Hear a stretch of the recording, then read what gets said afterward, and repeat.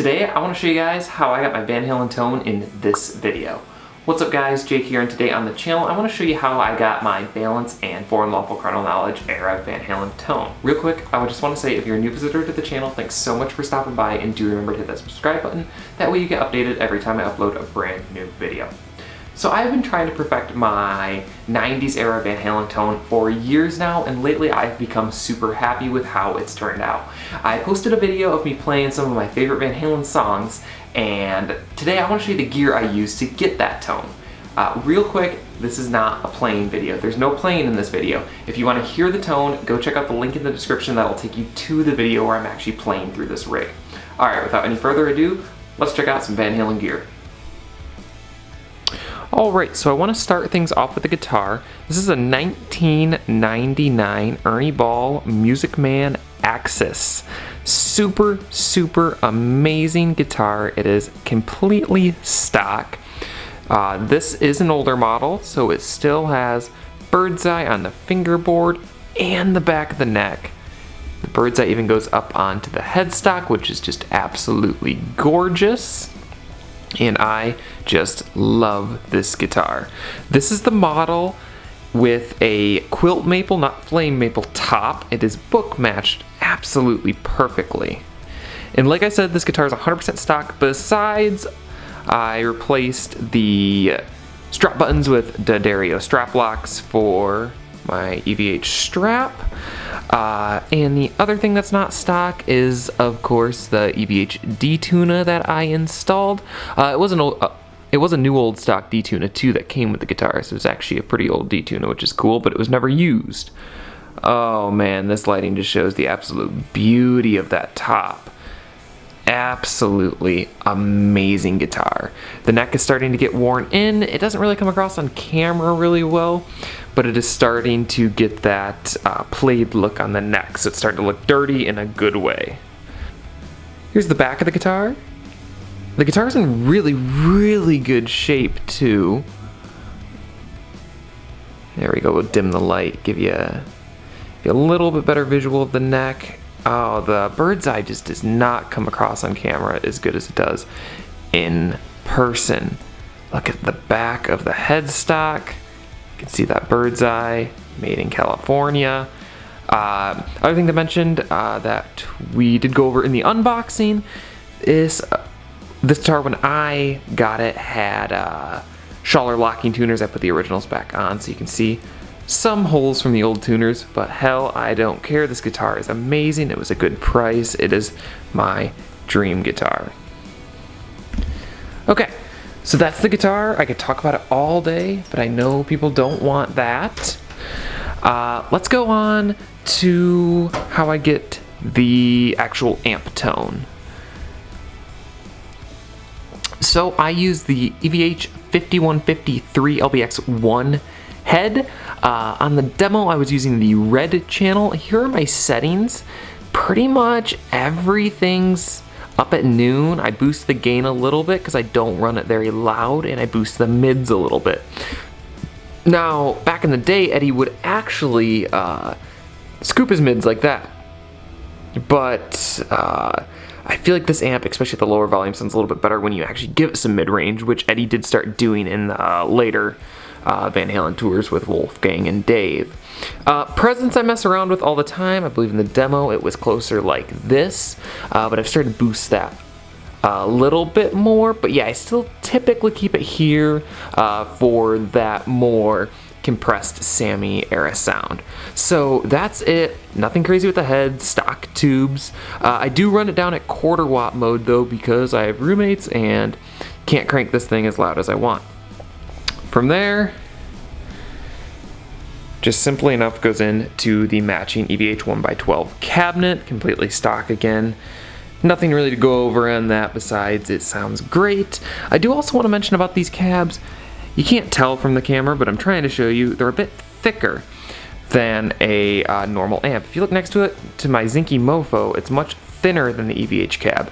That thicker cab really makes the one speaker sound super beefy. Microphone, Sennheiser E609, and that goes straight into my Scarlett. Now the fun stuff.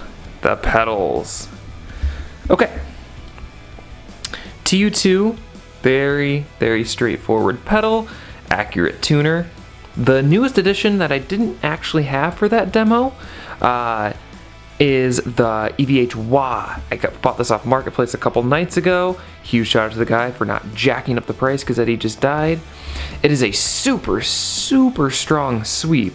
Like, I was expecting it to actually be a more tamed back wah, but it's super strong. I definitely dig it, and my favorite part, it has these two ultra bright blue LEDs, so when you engage the pedal, those come on. And this is the easiest, I mean easiest wah to turn on and off. You barely have to click it. I don't know if that's because this wah is pretty heavily used. Definitely you can tell it was someone's gigging pedal. But yeah, I can do it with my hand. I can't do that with my old wah. Next up, by the way, up to here, everything's running into the front of the amp. EVH Phase 90, Generation 1. The new versions of these pedals, which I'll show you, I have one up here, don't have stripes on the sides, just on the top. They look a little bit cheaper, but same circuit. So I call these version 1. I don't know if they're actually version 1 and 2, but yeah, the newer ones coming from the manufacturer only have stripes on top. Next up, you guessed it, Evh Mxr Flanger. I don't even know if these knobs work. I always keep it on the EVH setting. Wish I was joking. Great pedal. Had this for a couple of years now. It was the first EVH pedal I bought. I bought it as a birthday present for myself for my 20th birthday. And I absolutely love this pedal. This one's 18 volts, so I have to run a separate power supply for it, but it is definitely worth it. Okay, after that, goes into my secret, not so secret weapon, the Moore pitch box, which I keep on the entire time when I'm doing the Van Halen thing. I keep it on detune at -2, and that does that doubling effect without having to have a stereo rig. Absolutely love this pedal. Honestly, I'm thinking about buying another one for a backup because I'm probably gonna wear this one out. Last up, the second newest pedal on my board, the EVH 5150 Chorus. As you can see, no stripes on the side. Let's get the camera to focus.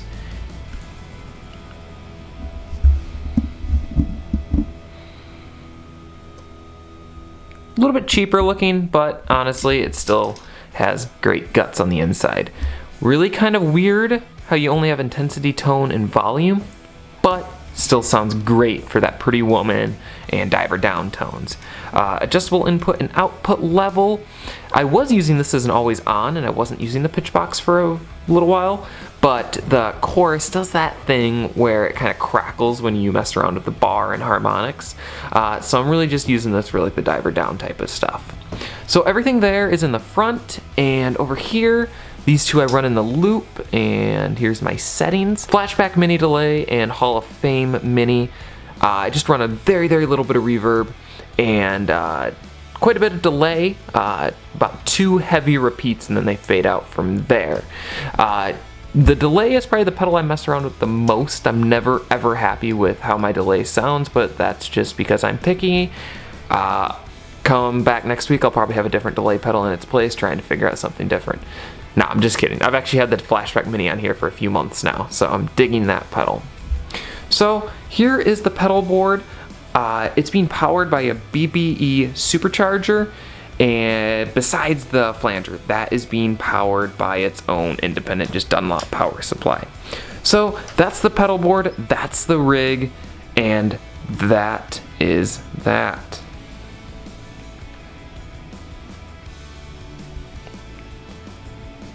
God, I love this guitar. Alright guys, thanks so much for tuning into this video. I hope you really enjoyed looking at the rig that I used to get my Van Halen tone.